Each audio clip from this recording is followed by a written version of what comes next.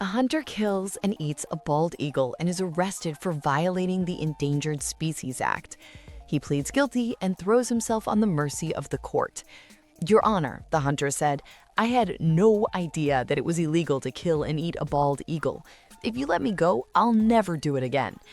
"You have committed a very serious crime," the judge replies, "but you clearly weren't aware of the law, so I'm willing to overlook it this one time. However, before I let you go, I'm going to ask you to do one thing." "Anything, Your Honor," the hunter replies. "What is it?"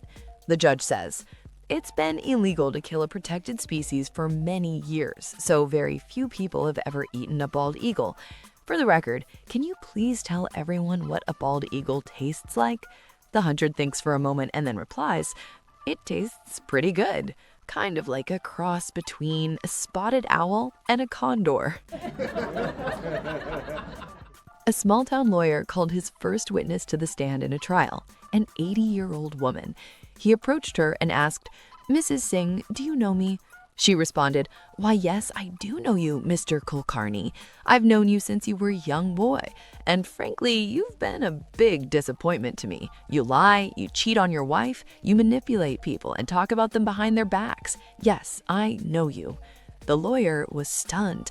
Not knowing what else to do, he pointed across the room and asked, "Mrs. Singh, do you know the defense lawyer?" She again replied, "Why, yes, I do. I've known Mr. Gupta since he was a youngster, too. I used to babysit him for his parents. And he, too, has been a real disappointment to me. He's lazy and bigoted. He has a drinking problem. The man can't build a normal relationship with anyone, and his law practice is one of the shoddiest in the entire state. Yes, I know him." At this point, the judge called both lawyers to the bench. In a very quiet voice, he said with menace, "If either of you asks her if she knows me, you'll be jailed for contempt." Two judges were stumbling home from their local pub, arms around each other, loudly singing Kenny Rogers.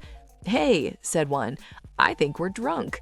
"You're right, and according to the law, I will have to charge you with being drunk and disorderly. You'll have to appear before me at 10 a.m. tomorrow." Next morning in court, the first pleaded guilty to the charge and was fined $10. Then they swished places. "Drunk and disorderly, eh? You are fined $20.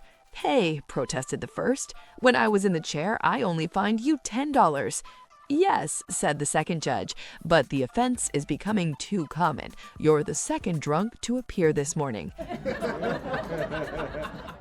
A lawyer had a wife and 12 children and needed to move as his rental agreement was coming to an end for the home where he lived, but was having difficulty finding a new home. When he said he had 12 children, no one would rent him a home because they knew that the children would destroy the home. He could not say that he had no children. After all, lawyers cannot and do not lie. So he had an idea. He sent his wife for a walk to the cemetery with 11 children. He took the remaining one with him to see homes with the real estate agent. He liked one of the homes, and the agent asked, "How many children do you have?" He answered, 12 children. The agent asked, "Where are the others?" The lawyer answered with a sad look, "They're in the cemetery with my mother." And that's the way he was able to rent a home for his family without lying. A lawyer was late for an appointment at his office and decided to run a stop sign. As luck would have it, a farmer was proceeding through on his tractor at that very moment, and there was a tremendous crash. Fortunately, no one was hurt. The lawyer decided to go on the offensive and jumped out of his car.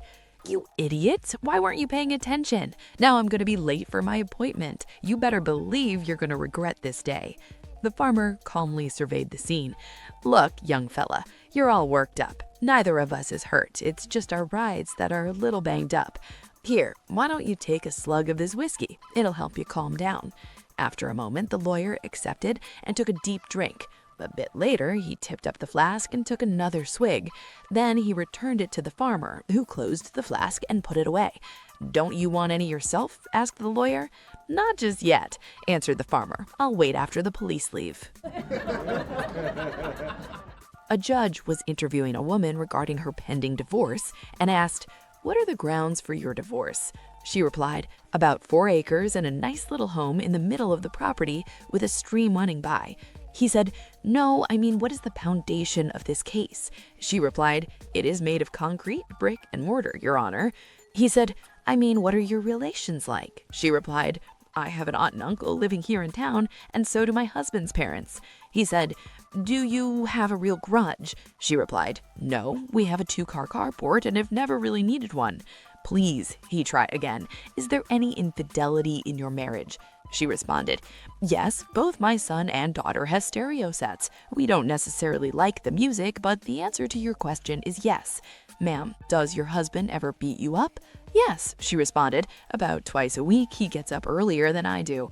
Finally, in frustration, the judge asked, "Lady, why do you want a divorce?" "Oh, I don't want a divorce. I've never wanted a divorce. My husband does. He says he just can't communicate with me."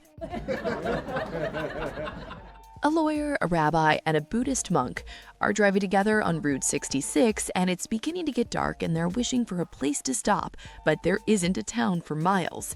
Then they spot an old farmhouse and decide to ask. The farmer meets them at the door and listens to their request.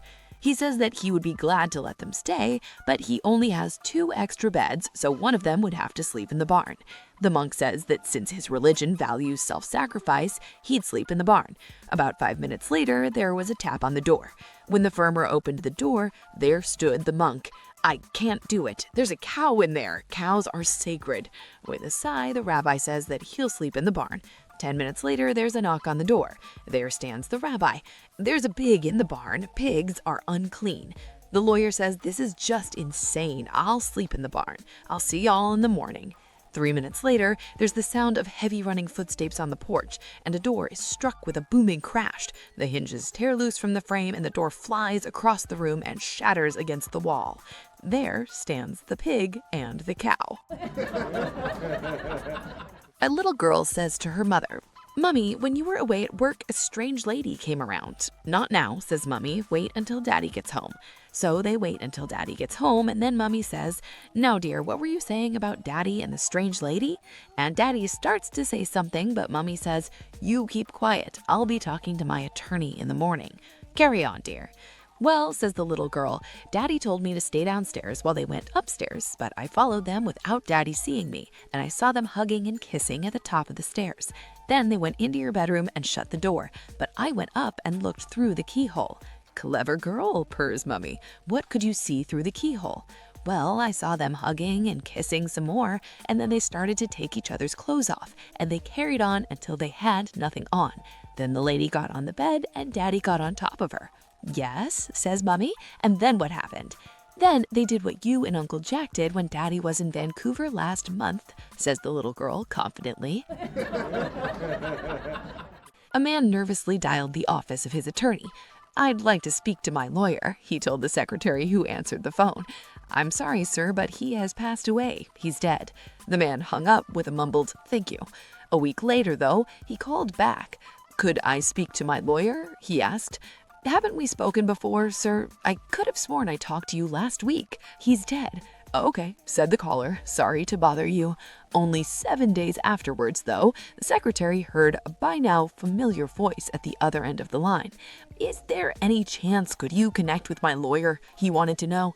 Right now, the secretary was exasperated. "I know we've spoken before, sir. I've told you he's dead. Why do you keep calling back? Don't you get it? He's dead." The man paused before he answered. I know.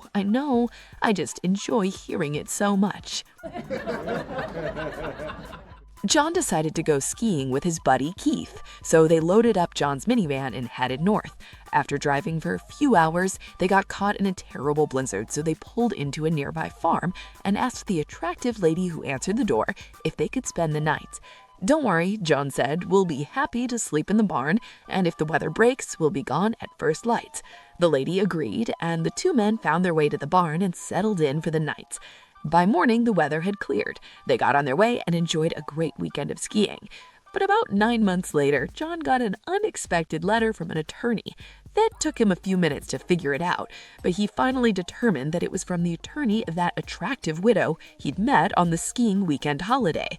He dropped in on his friend, Keith, and asked, Keith, do you remember that good-looking widow from the farm we stayed at on our skiing holiday about 9 months ago? Yes, I do, said Keith.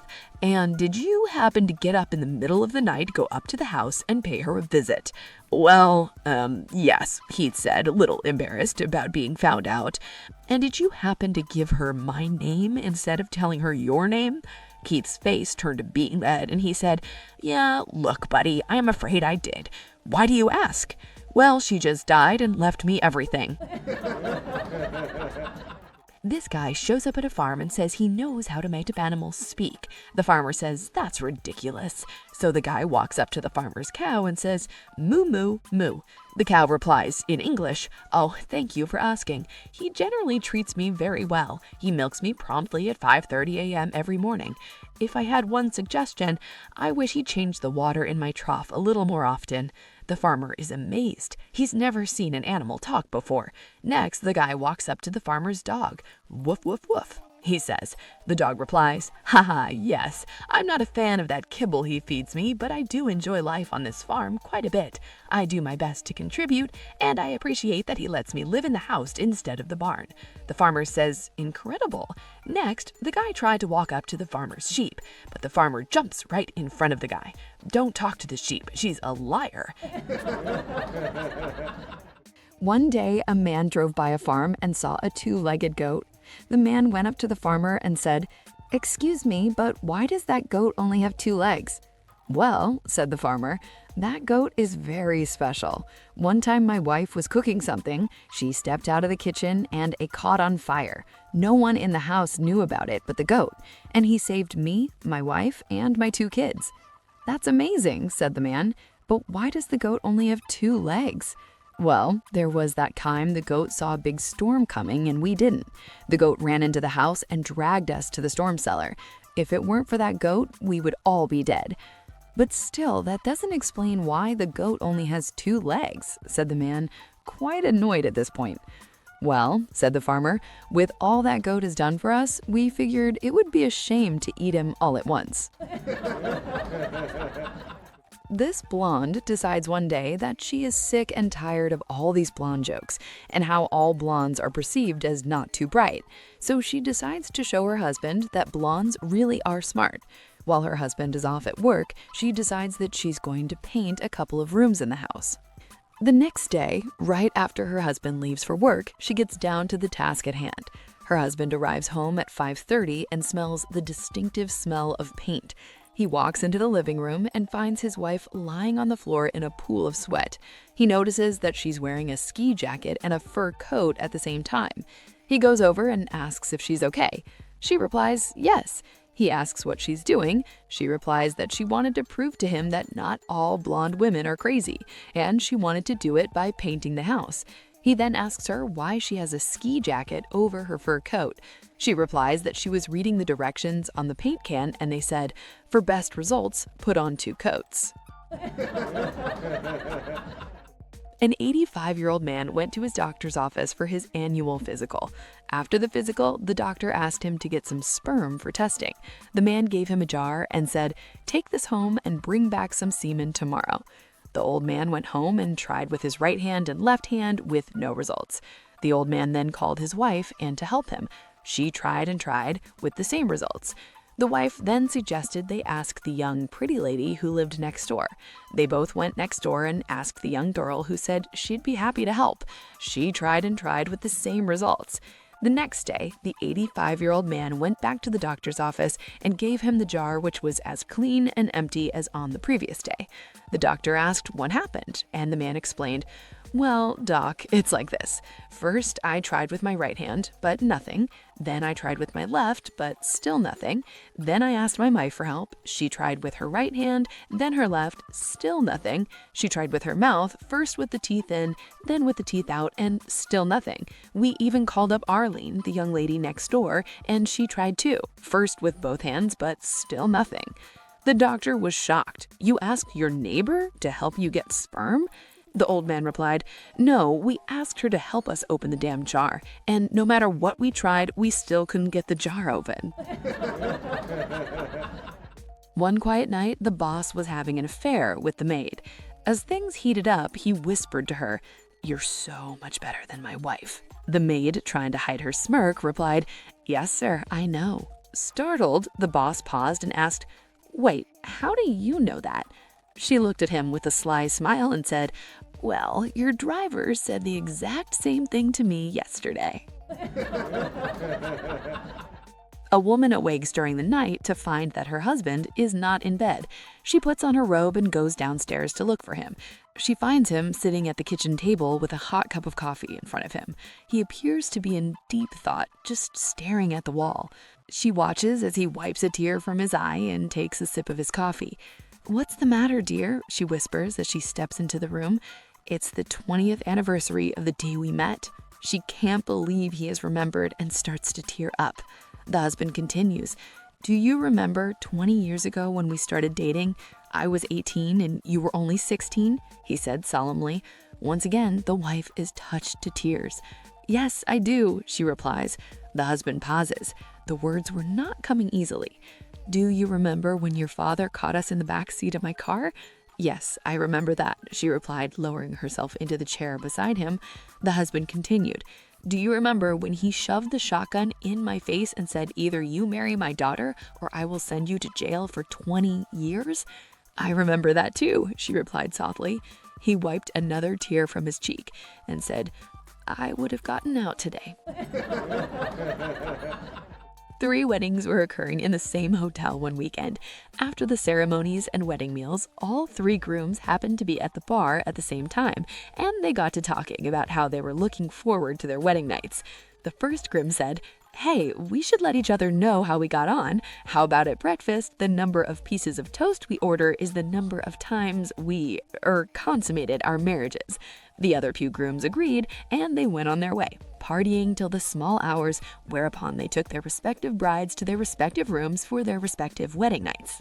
The next morning at breakfast, they all gave each other little smiles until the waiter asked the first groom how many pieces of toast he would like. "Just 3 pieces of toast for me," he announced, and the other 2 grooms gave him appreciative nods. The second groom, when asked by the waiter, said, "I shall have 5. Yes, 5 pieces of toast, please." And with a big grin, he looked around and saw the other 2 grooms winking and raising their glasses of orange juice in his direction. Finally, the waiter approached the third groom and asked how many pieces of toast he would like. The man answered, "I will have 7 pieces of toast, please, and can you make 2 of those brown?" Joe grew up in a town so tiny, the welcome sign didn't bother with welcome, it just said, "Hi." After escaping to the big city for college and law school, he returned home with a dream. In a place this small, being slightly impressive made you a local legend. He'd be the legal eagle of Mayberry, the courtroom king of cornfields. He opened a law office. Leather chairs, framed diplomas, and one of those fancy pens you'd never actually use. He had everything, except clients.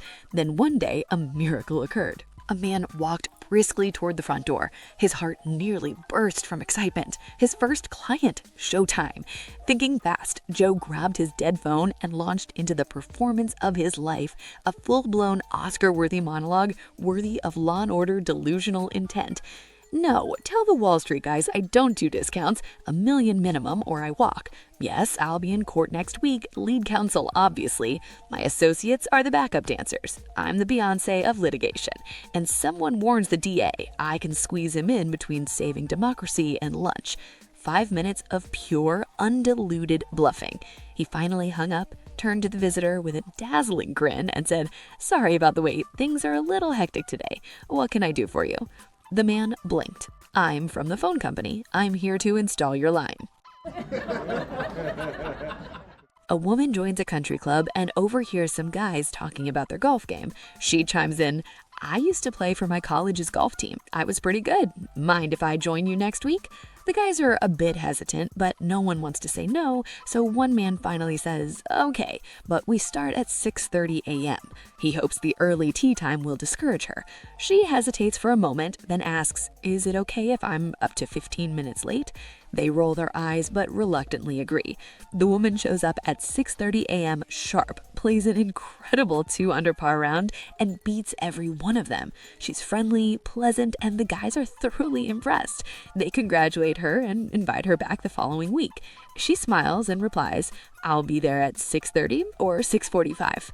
The next week, she shows up right on time at 6:30 a.m., and this time she plays left-handed. The guys are floored as she still beats them with an even par round. They can't figure out how she's doing it, but they're amazed by her skill. She's gracious, compliments their good shots, and the guys can't help but invite her back. The third week, she arrives 15 minutes late, which irritates the guys. This time she plays right-handed and barely beats them, keeping the competition tight. The guys mutter to themselves, thinking the late arrival is a little game of hers, but she's so charming and complimentary that they can't stay mad at her. Afterwards, they grab a couple of beers at the clubhouse, and one man finally asks, "How do you decide whether to play right-handed or left-handed?" She blushes, then grins and says, "Well, I'm ambidextrous. It depends on how my husband sleeps. Before I leave for golf practice in the morning, I pull the covers off him. If his willy is pointing to the right, I golf right-handed. If it's pointing to the left, I golf left-handed." The guys burst out laughing, but one of them, still curious, asked, "What if it's pointing straight up?" She winks and says, "Then I'm 15 minutes late." A guy starts his first day at the zoo, and his boss gives him 3 tasks. His first job is to clear the exotic fish pool of weeds. While he's at it, a massive fish jumps out and bites him. In a fit of frustration, he grabs a spade and beats the fish to death. Realizing his boss won't be too thrilled about that, he decides to dispose of the fish by tossing it to the lions. After all, lions will eat anything. Next, he's assigned to clear out the chimpanzee house.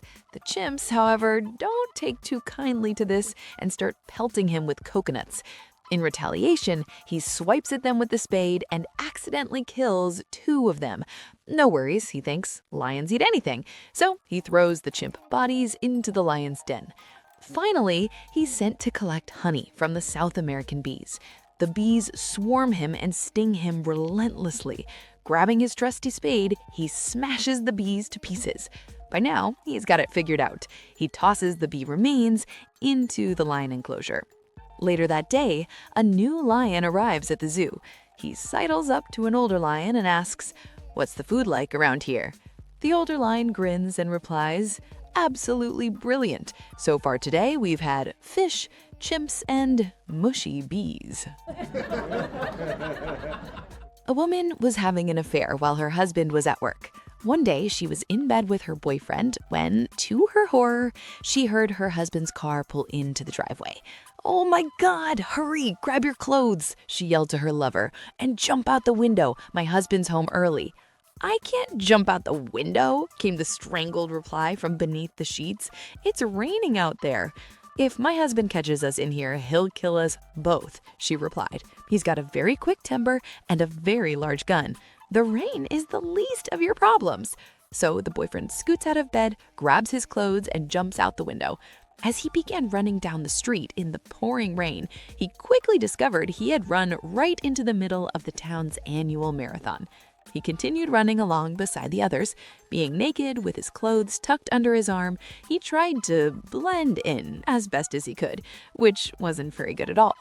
After a little while, a small group of runners who had been studying him with some curiosity jogged closer.